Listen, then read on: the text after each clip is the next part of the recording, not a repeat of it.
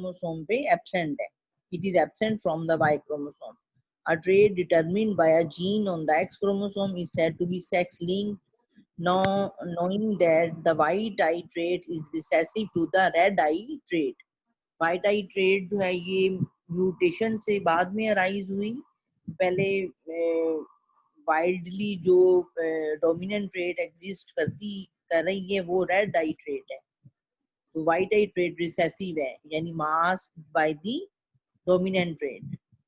Morgan's result was a natural consequence of the Mendelian assortment of chromosomes.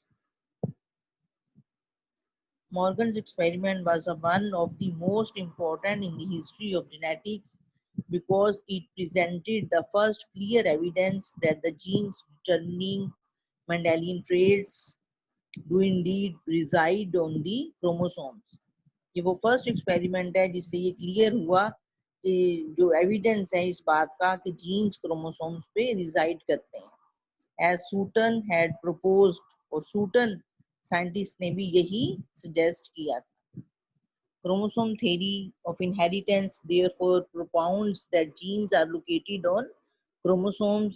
The segregation of the white eye trait has 1:1 correspondence with the segregation of the X chromosome. In other words, Mendelian traits such as eye color in Drosophila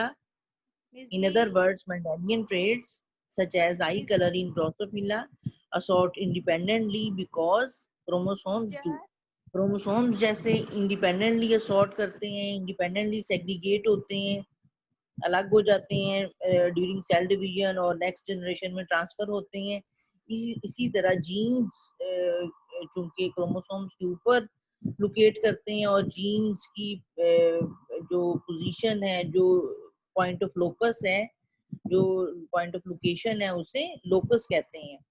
तो इसी तरह jeans भी independently assort करते हैं जैसे chromosomes. DNA as hereditary material. अब कुछ experiments हैं जिनसे ये साबित किया गया है कि डीएनए हेरिडिटरी मटेरियल है. The first evidence of hereditary nature of DNA was provided by a British microbiologist, Frederick Griffith, who made some unexpected observations while experimenting with pathogenic bacteria. Frederick Griffith एक scientist था, microbiologist है. Microbiology आपको पता है biology की branch है जिसमें microbes study किए जाते हैं, protozoans, bacteria, viruses.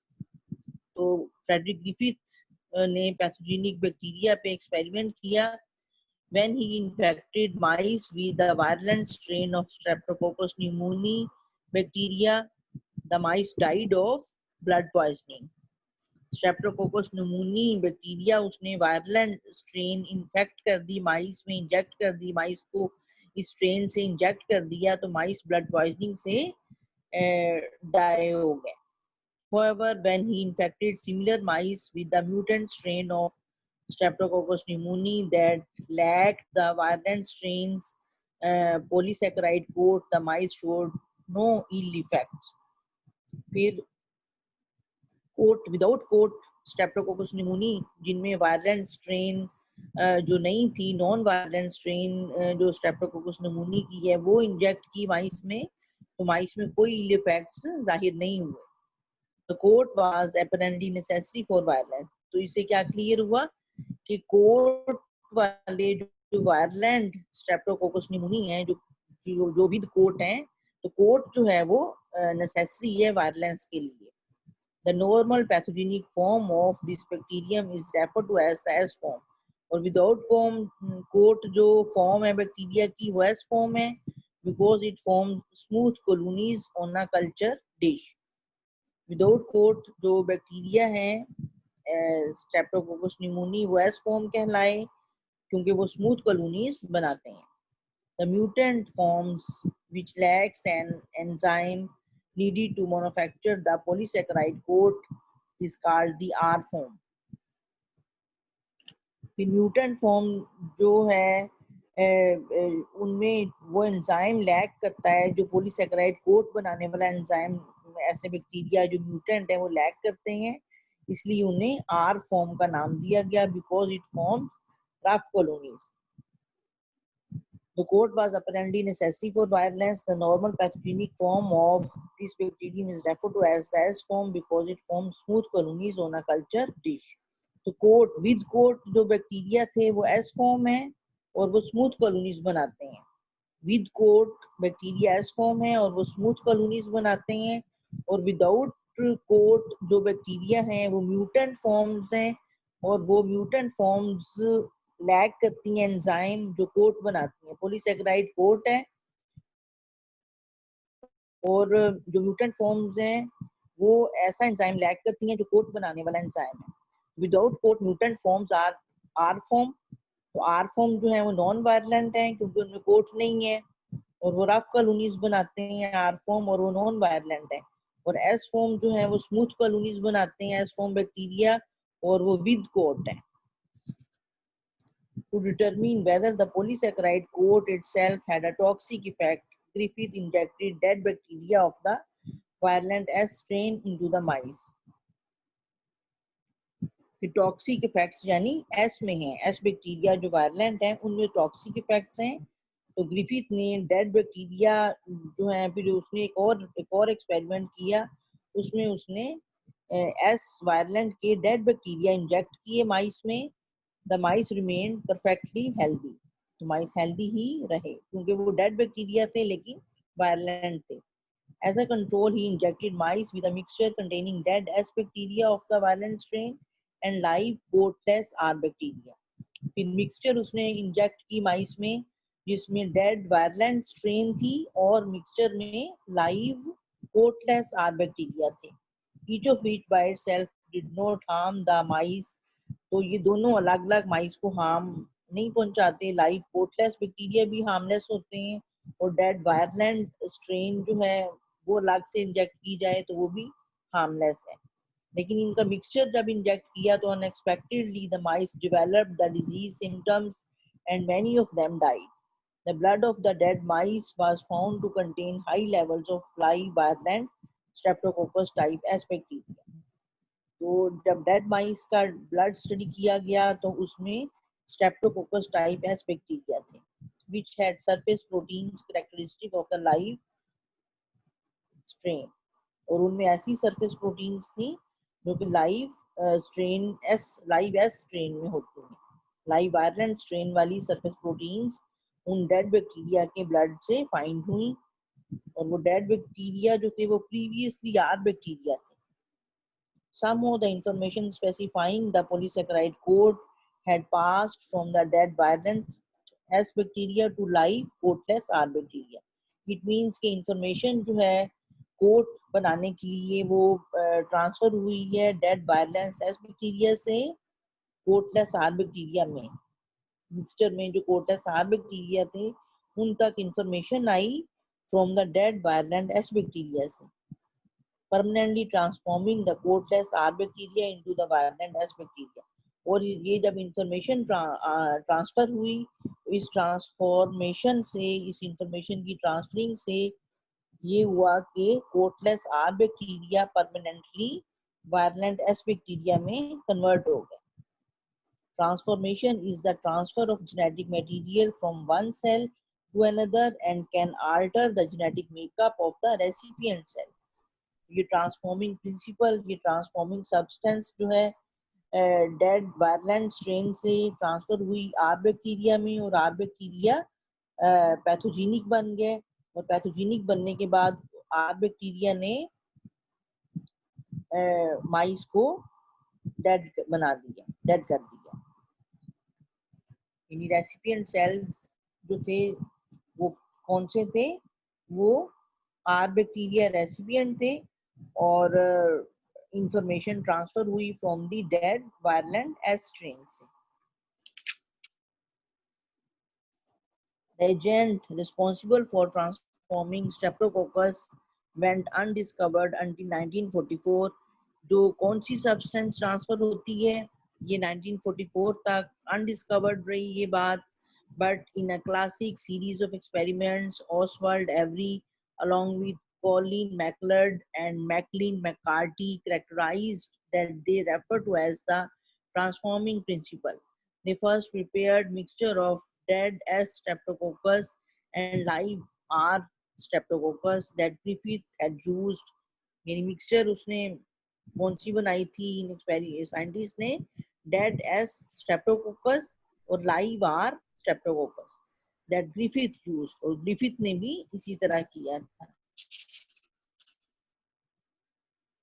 Frederick Griffith ने भी इसी तरह मिक्सचर में ये बैक्टीरिया पुट किए थे।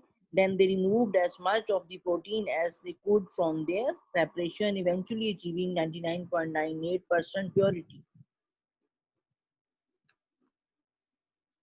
फिर उसने मिक्सचर में से प्रोटीन जितनी रिमूव कर सकते थे ये साइंटिस्ट उन्होंने किए। Despite removal of the nearly all the protein, the transforming activity was not reduced. Protein सारी मिक्सचर में से रिमूव करने के बावजूद ट्रांसफॉर्मिंग एक्टिविटी जो है वो रिड्यूस नहीं हुई। तो moreover the properties of transforming principle resembled those of DNA. Transforming principle की ये प्रॉपर्टीज जो हैं डीएनए से रिजेंबल करती हैं, यानी डीएनए ही प्रोबेबली वो सब्सटेंस है जो ट्रांसफॉर्मिंग प्रिंसिपल परफॉर्म करता है। The protein digesting enzymes or RNA digesting enzymes did not affect the principal's activity.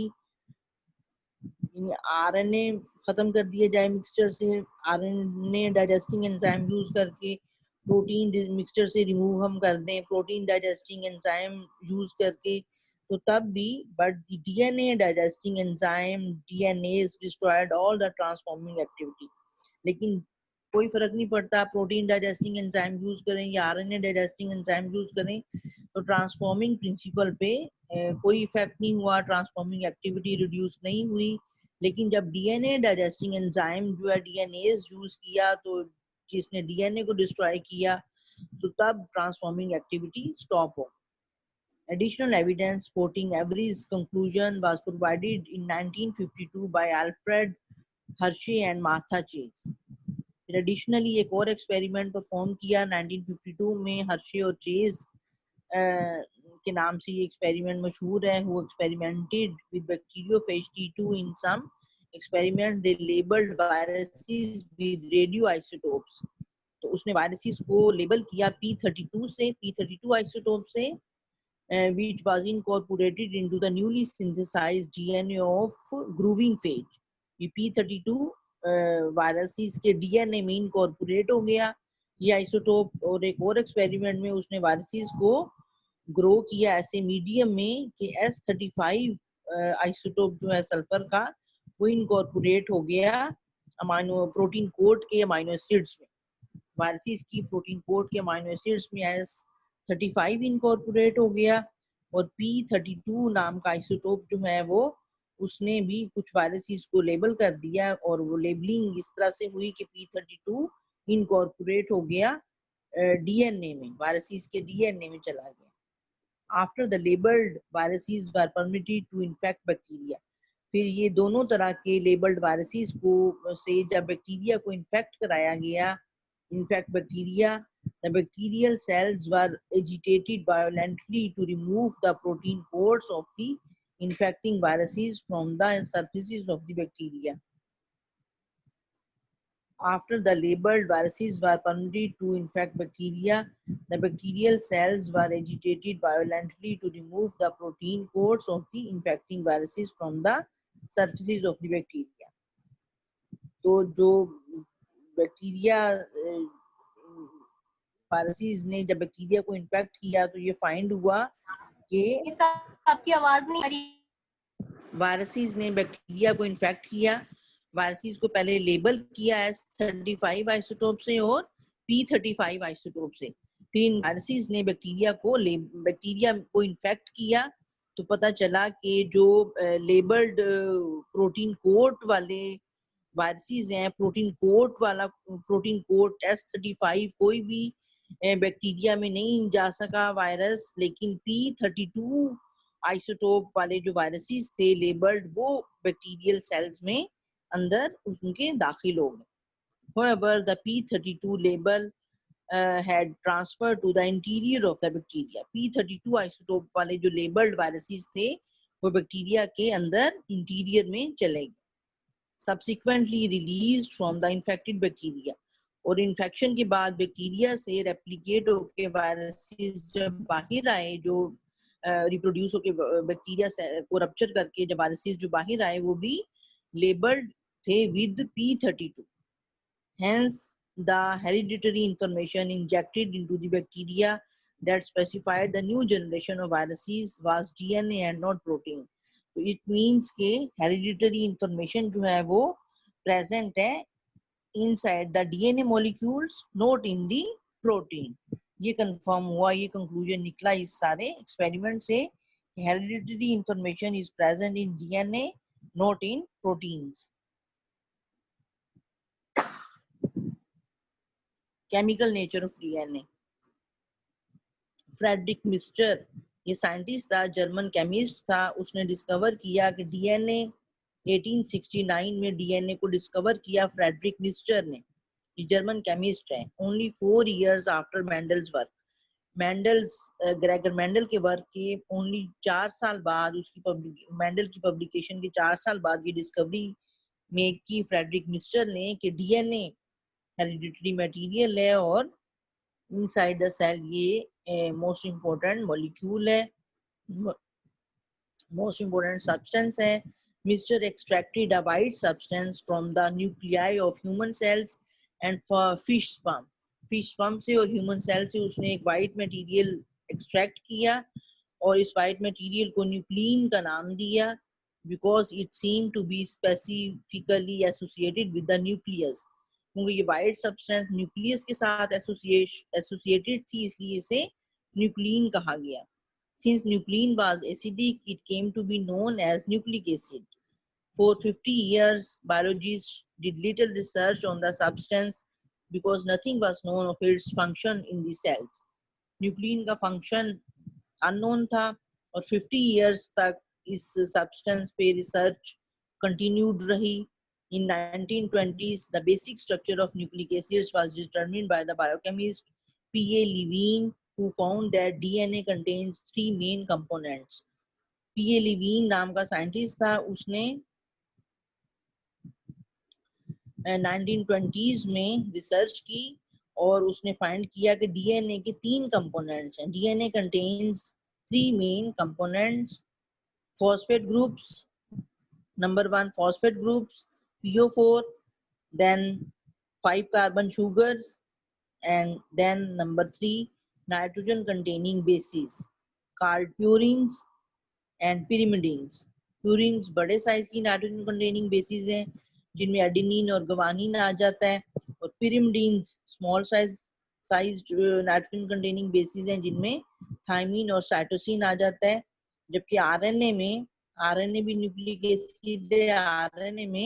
RNA contains uracil instead of thymine. यानी 5 नाइट्रोजन कंटेनिंग बेसिस हैं, एडेनिन, ग्वानिन, थायमिन, साइटोसिन और uracil. Uracil DNA में नहीं होती बल्कि सिर्फ आरएनए में होती है instead of thymine. Phosphate group और शुगर्स ये भी डीएनए में भी होती हैं और आरएनए में भी. इन दोनों में डिफरेंस बाद में आप पढ़ेंगे. पहले ये उनके कंपोनेंट्स, डीएनए के न्यूक्लिक एसिड्स के कंपोनेंट्स आपने देखने हैं कि क्या हैं. यानी फॉस्फेट ग्रुप आ जाता है कंपोनेंट्स में, 5 कार्बन शुगर्स आ जाती हैं और नाइट्रोजन कंटेनिंग बेसिस आ जाती हैं. Levine concluded that DNA and RNA molecules are made of repeating units called nucleotides. DNA हो या RNA, इन दोनों न्यूक्लिक एसिड्स में रिपीटिंग यूनिट्स होती हैं जिन्हें न्यूक्लियोटाइड्स कहते हैं. In a nucleotide, nitrogen base is attached to carbon number 1 of a pentose sugar and phosphate group is attached to carbon number 5 of the sugar. तो nitrogen base जो है वो पेंटोस शुगर के कार्बन नंबर 1 के साथ attach होती है, ठीक है. और नाइट्रोजन बेस जो है वो पेंटोस शुगर के कार्बन नंबर 1 के साथ अटैच होती है और फॉस्फेट ग्रुप जो है वो शुगर के कार्बन नंबर 5 के साथ अटैच होता है, ठीक है. यानी शुगर ही का कार्बन 1 ऑक्यूपाइड है और कार्बन नंबर 5 ऑक्यूपाइड है। कार्बन नंबर 5 ऑक्यूपाइड है फॉस्फेट ग्रुप से और कार्बन नंबर 1 शुगर का ऑक्यूपाइड है नाइट्रोजन बेस से। In addition, a free hydroxyl group is attached to the 3' carbon atom. Free hydroxyl group is attached to the 3' carbon atom.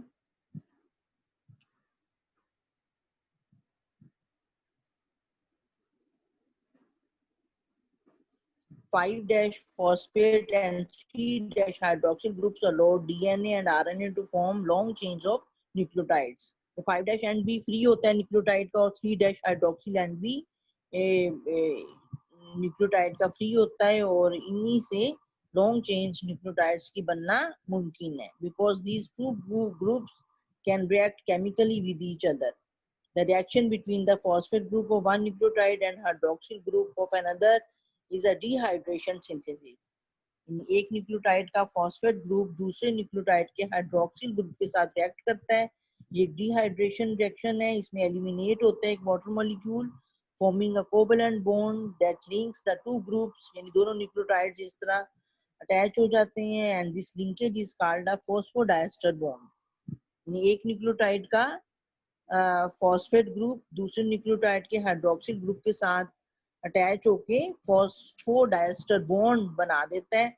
इस तरह दोनों nucleotides इस बॉन्ड से अटैच हो जाते हैं. Because the phosphate group is now linked to the two sugars by means of a pair of ester.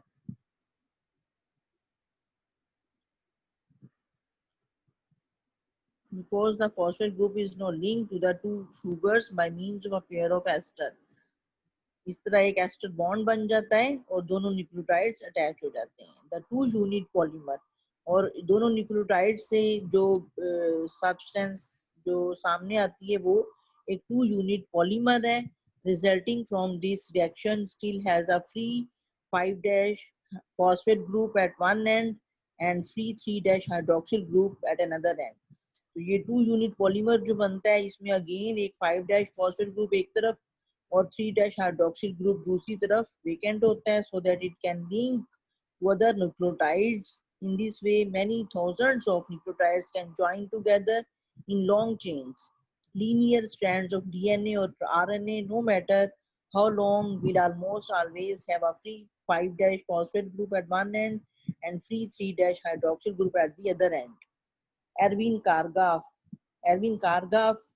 एक scientist था. Erwin Chargaff later showed that the amount of adenine in DNA always equals the amount of thymine.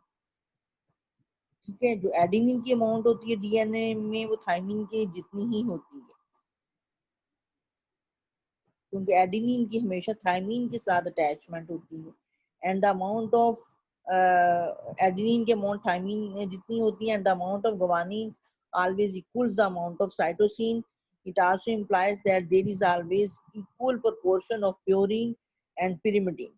यानी equal proportion purine और pyrimidine की होती है. Size में इन molecules के फर्क होता है लेकिन इक्वल प्रोपोर्शन में प्योरिन्स और pyrimidines मौजूद होते हैं. The significance of the regularities pointed out by Kargaf became obvious when a British chemist, Rosalind Franklin, carried an X-ray diffraction analysis of DNA. एक ब्रिटिश केमिस्ट रोजालिंड फ्रैंकलिन ने एक experiment X-ray diffraction analysis DNA की Rosalind Franklin ने. तो उसने क्या find किया?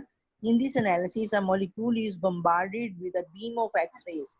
When individual rays encounter atoms, their path is bent or diffracted, and the diffraction pattern is recorded on the photographic film.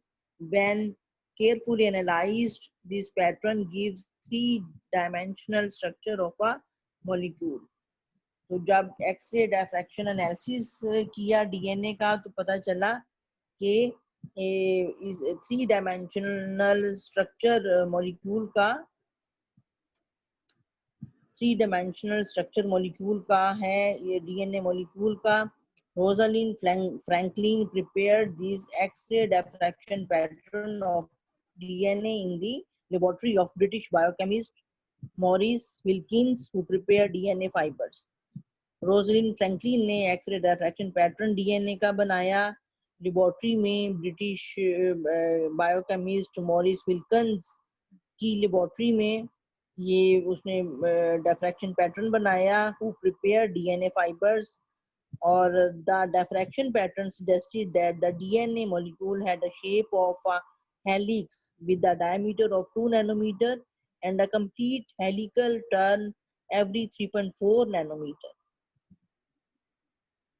ये आप डायग्राम गर्ल्स देखें DNA molecule की, अपनी पेज पे बुक पे डायग्राम आप देखें, डबल हेलिकल स्ट्रक्चर डीएनए का दिखाया हुआ है, और इसमें जो एक हेलिक्स है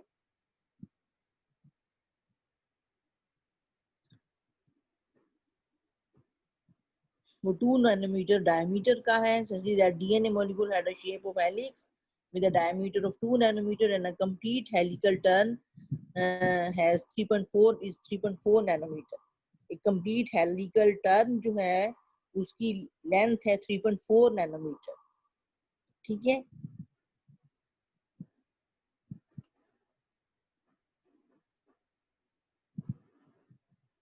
और जो हेलिकल की विड्थ है, जो हेलिकल की थिकनेस है वो 2 नैनोमीटर है, उसका डायमीटर 2 नैनोमीटर है, और जो एक हेलिकल की टर्न है उसकी कंप्लीट टर्न की लेंथ है 3.4 नैनोमीटर. ओके गर्ल्स, आज हम इतना ही रखते हैं.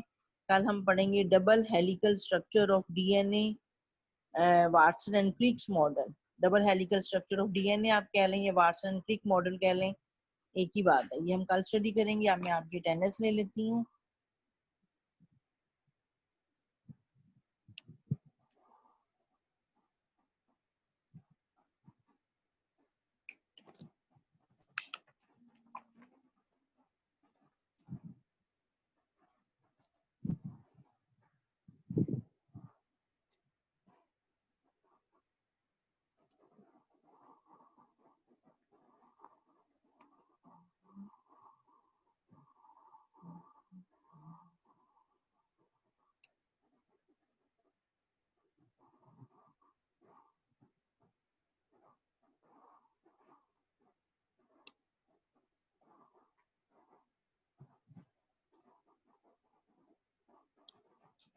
कहाँ जा रहे हैं जी? जी जी, तो घर नहीं खाना खाना हमारे साथ? ठीक.